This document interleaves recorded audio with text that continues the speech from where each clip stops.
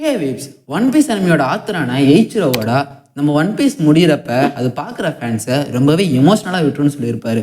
இதை கேட்ட one piece fans எல்லாருமே அப்போ கண்டிப்பாக யாராவது ஒருத்தர் இறக்க தான் போகிறாங்க, அது ஏன் நம்மளுக்கு பிடிச்ச கேரக்டராக இருக்கக்கூடாது, இல்லை ஸ்டார்ட்ல ஒருத்தர் கூட கண்டிப்பாக இறந்து போகலான்னு சொல்லிட்டு பல தியரியை உருவாக்குவாங்க.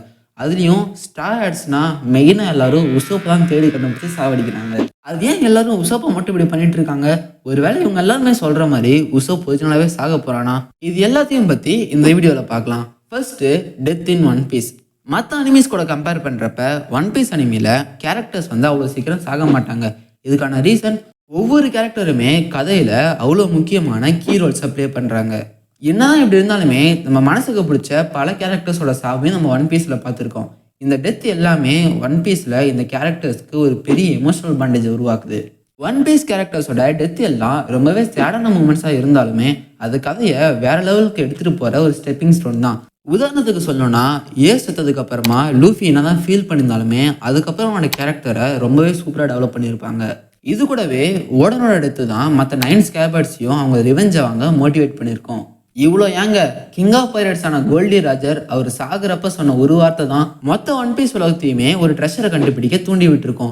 இது கூடவே ஒயிட் பேர்ட் செத்ததுக்கு அப்புறமா அவனோட வேர்ட்ஸால இன்ஸ்பயர் ஆகிட்டு இன்னும் பல பேர் வந்து ஒன் பீஸை கண்டுபிடிக்கிறதுக்காக போவாங்க.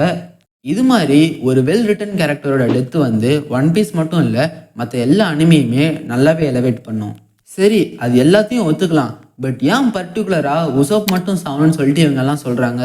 அது மட்டும் இல்லாமல் ஃபேன்ஸ் மத்தியில் இதே மாதிரி பல கொஷின்ஸ் இருக்குது. அது எதுக்காக உசோப் சாகணும்? ஏன் லூஃபியோ ஜோரோவோ சாஞ்சியோ சாகக்கூடாதா? பட் என்னை பொறுத்த வரைக்கும் சாஞ்சி, லூஃபி, ஜோரோ இது மாதிரி கேரக்டர்ஸ் ஆகிறதுக்கான வாய்ப்பு ரொம்பவே கம்மி. நான் ஏன் இப்படி சொல்கிறேங்கிறத வீடியோவோட எண்டில் சொல்கிறேன். இப்போதைக்கு நம்ம உசோப்பை பற்றி பார்க்கலாம். ஃபர்ஸ்ட்டு, உசோப்போட ரியல் ட்ரீம் இல்லைனா அவனோட மோட்டிவ்.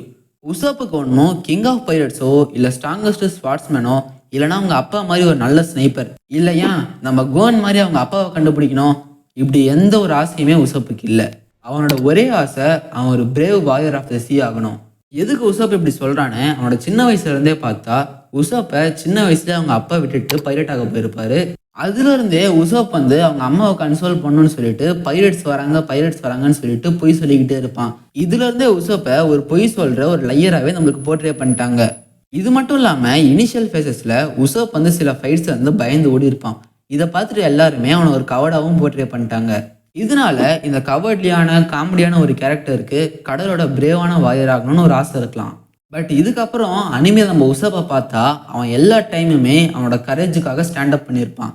அலபாஸ்தா ஆர்க்கில் நம்ம பார்த்தோம்னா தன்னோட ஃப்ரெண்டோட ப்ரைடுக்காக ஸ்டாண்டப் பண்ணி அங்கே சண்டை போட்டிருப்பான். அதுவும் த்ரில்லர் பார்க் ஆர்க்லலாம் ஜோரோ, சாஞ்சி, லூஃபி இது மாதிரி கேரக்டர்ஸ் எல்லாருமே பெரோனோவோட பவரால் நெகட்டிவிட்டியால் அஃபெக்ட் ஆகிருப்பாங்க. பட் உசோப்பு அந்த நெகட்டிவிட்டியை அவனோட பாசிட்டிவிட்டியை யூஸ் பண்ணி பெரோனாவை டிஃபீட் பண்ணியிருப்பான். இது மட்டும் இல்லாமல் வேர்ல்டு கவர்மெண்ட்டை எதிர்த்து வார் டிக்ளேர் பண்ணுறதா இருக்கட்டும், இல்லைனா எனிமியோட டெரிட்டரிக்குள்ளே என்ட்ராகி அங்கே சிறைப்பட்டிருக்க 8000 மெம்பர்ஸை காப்பாற்றுறதா இருக்கட்டும், இது எல்லாத்துலேயுமே உசோப்போட கரேஜை நம்ம பார்த்துருப்போம். இதை ஒன் பீஸ் கேரக்டர்ஸே ரெகக்னைஸ் பண்ணி அவனை காட் உசோப்புங்கிற ரேஞ்சுக்கு பாராட்டிட்டு இருப்பாங்க. பட் அது எப்படி ப்ரோ? இது மாதிரி எல்லா ஃபைட்லேயுமே உசோப் வந்து ஸ்டார்டிங்கில் பயந்தாங்குழியே தான் இருந்துக்கிறான், எல்லா இடத்துலையும் ஓடி ஓடி ஒழிவான், அப்புறம் வேறு வழியே இல்லைனா தான் அவன் சண்டை போடுவான் அப்படின்னு சொல்கிறீங்களா? இந்த எல்லா ஃபைட்லேயுமே உசோப்புக்கு அட்லீஸ்ட் நம்ம ஜெயிச்சிடணும்னு ஒரு நம்பிக்கை இருந்திருக்கும். பட் இந்த சிச்சுவேஷன் சொல்கிறேன் பாருங்களேன். தனக்கு ஆப்போசிட்டில் இருக்க எனிமி ஒரு நேவி அட்மிரல், நம்ம அட்டாக்ஸ் வந்து அந்த அட்மிரலுக்குள்ளே பாஸ் ஆகி தான் போகுது, நம்மளால் அட்டாக்கும் பண்ண முடியாது. பட் அதே சமயம் நம்ம ஃப்ரெண்டோட உசுருமே வந்து ஆபத்தில் இருக்குது. ஸோ எவ்வளோ பெரிய அட்மிரலாக இருந்தாலும் பரவாயில்ல, என் ஃப்ரெண்டை காப்பாற்ற நான் எதிர்த்து நிற்பேன்டான்னு சொல்லிட்டு உசோப் நிற்பான் பார்த்தீங்களா? அதை நீங்கள் பிரேவரின்னு சொல்லலைன்னா எனக்கு பிரேவரிக்கான அர்த்தம் சத்தியமாக புரியல. ஓகே, அப்போ உசோப் வந்து ஆல்ரெடி ரொம்பவே பிரேவாக இருக்கான், அப்போ அவனோட ட்ரீமையும் அச்சீவ் பண்ணிட்டான்ல அப்படின்னு நீங்கள் கேட்குறீங்களா? இதுக்கான ஆன்சர் நம்ம பாயிண்ட் ஆஃப் வியூவில் எஸ்ன்னு சொல்லலாம். பட் உசோப்போட பாயிண்ட் ஆஃப் வியூவில் நோ தான். என்னடா என்னென்னவோ சொல்கிற, ஒன்றுமே புரியலன்னு நினைக்கிறீங்களா? இருங்க தெளிவாக சொல்கிறேன். ஃபர்ஸ்ட், லூஃபியோட ட்ரீம் வந்து அவன் கிங் ஆஃப் பைரட்ஸ் ஆகணும். அப்படியே ஜோரோவை பார்த்தா அவன் பெஸ்ட் ஸ்பாட்ஸ்மேன் ஆகணும். இதுக்கு அவன் மிகாக்கு தோக்கடிச்சா போதும். சாஞ்சிக்கு ஆல் ப்ளூவை கண்டுபிடிக்கணும். நாமிக்கு வேர்ல்டு மேப்பை வரையணும். நம்ம சாப்பரோட கேஸில் உலகத்தில் இருக்க எல்லா டிசீஸையுமே சாப்பர் க்யூர் பண்ணணும். இது மாதிரி இவங்களோட ட்ரீம்ஸ் எல்லாத்துக்குமே ஒரு மெஷர் இருக்குது.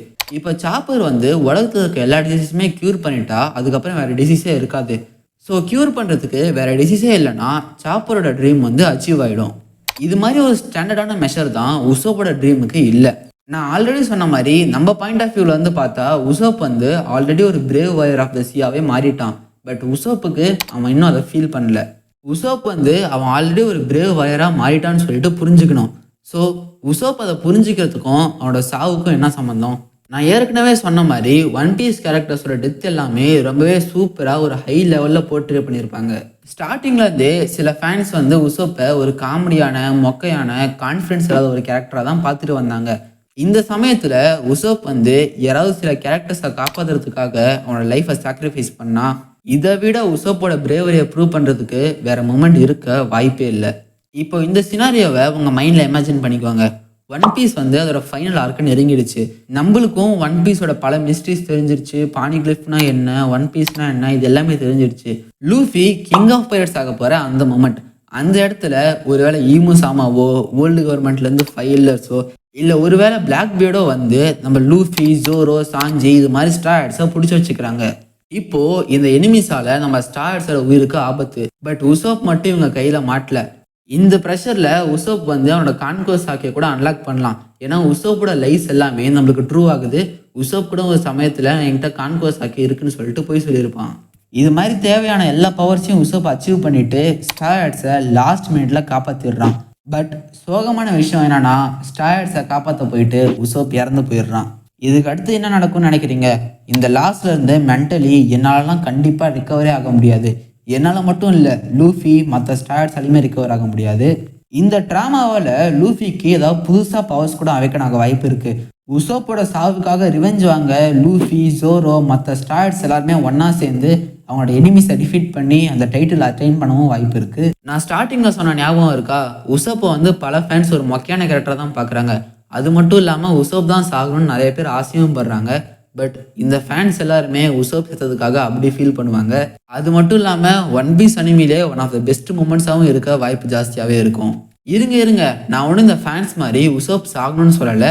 ஒருவேளை இவங்க சொல்கிற மாதிரி உசோப் சாக வாய்ப்பு இருக்கான்னு அந்த வீடியோவில் பேசியிருக்கேன். நீங்கள் என்ன ஃபீல் பண்ணுறீங்கிறத கமெண்ட்டில் போடுங்க. அப்புறம் நான் ஆல்ரெடி சொன்ன மாதிரி ஏன் லூஃபி, ஜோரோ, சாஞ்சி இவங்கெல்லாம் சாக மாட்டாங்க? அப்படியே இவங்க செத்தாலும் அந்த எஃபெக்ட் வந்து உசோப்போட டெத்துக்கு ஈக்குவல் ஆகாது. நான் ஏன் இப்படி சொல்கிறேன்னா ரைட் ஃப்ரம் த ஃபர்ஸ்ட் எபிசோட்ல இருந்தே லூஃபி, ஜோரோ, சாஞ்சி இவங்க எல்லாருமே அவங்களோட ஃபுல் பொட்டன்ஷியலை தான் கொடுத்துருக்காங்க. எல்லா ஃபைட்லையுமே செத்தாலும் பரவாயில்ல நம்ம ஜெயிக்கணுங்கிற மாதிரி தான் சண்டை போட்டிருப்பாங்க. இது மட்டும் இல்லாமல் ஒவ்வொரு டைம் லூஃபி கியர் 2 யூஸ் பண்ணுறப்பயே அவனோட லைஃப் டைம் வந்து கம்மியாகிக்கிட்டே இருக்குது. அது மட்டும் இல்லாமல் ஜோரோவோட அந்த ஐகானிக் நத்திங் ஹேப்பண்ட், அப்புறம் சாஞ்சி வந்து அந்த எனரோட மொத்த லைட்னிங்கையும் அவன் வாங்குறது, இது மாதிரி எல்லா இடத்துலையுமே இந்த கேரக்டர்ஸ் வந்து அவங்களோட ஃபுல் பொட்டன்ஷியலை கொடுத்துருக்காங்க. பட் உசோப்போட கேஸில் ஸ்டார்டிங்கில் உசோப் வந்து பயப்படுற மாதிரி காமிச்சிட்டு அதுக்கப்புறம் தான் அவன் கரேஜோட மேக்கப் பண்ணிட்டு சண்டை போடுவான். இந்த கேரக்டர் செத்தாலும் நம்ம ஃபீல் பண்ணுவோம் தான், அதுவும் ஸ்டோரியில் பெரிய இம்பாக்ட் கொடுக்கும் தான். பட் உசோப்போட டெத்து வந்து வேற ஒரு இம்பாக்டை கொடுக்கும். உதாரணத்துக்கு சொல்கிறேன் பாருங்களேன், ராஜர், ஒயிட் பிளேட் இவங்க 2 பேரோட டெத்து வந்து எமோஷ்னலாக இருந்தாலுமே அது வந்து ஒரு inspiring moment. And other hand Going Merry, yes இது மாதிரி கேரக்டர்ஸோட டெத்து எல்லாமே நம்மளை ரொம்பவே எமோஷ்னலாக அட்டாக் பண்ணியிருக்கோம். ஸோ அதே தான் நான் இங்கே சொல்கிறேன், உசோப் செத்தா நம்மளை எமோஷ்னலாக அட்டாக் பண்ணும். பட் இந்த 3 கேரக்டர்ஸை யாராவது ஒருத்தர் செத்தா அது நம்மளை எமோஷ்னலாக அட்டாக்கும் பண்ணிவிட்டு இன்ஸ்பயரும் பண்ணிவிடும். ஸோ சிம்பிளாக எந்த கேரக்டருமே சாக வேணாம்னு சொல்லிட்டு ஆசைப்படுவோம். அதுவே நடக்கட்டும், அதையே நம்புவோம். இதோட இந்த வீடியோவை முடிச்சுக்கிறேன். வீடியோக்கு ஒரு லைக் பண்ணிவிட்டு மறக்காமல் சேனலை சப்ஸ்கிரைப் பண்ணிக்கோங்க. அடுத்த வீடியோவில் உங்களை பார்க்குற வரைக்கும் நீங்கள் பார்த்து என்ஜாய் பண்ண உங்களோட வீப் டிவி சைனிங் ஆஃப்.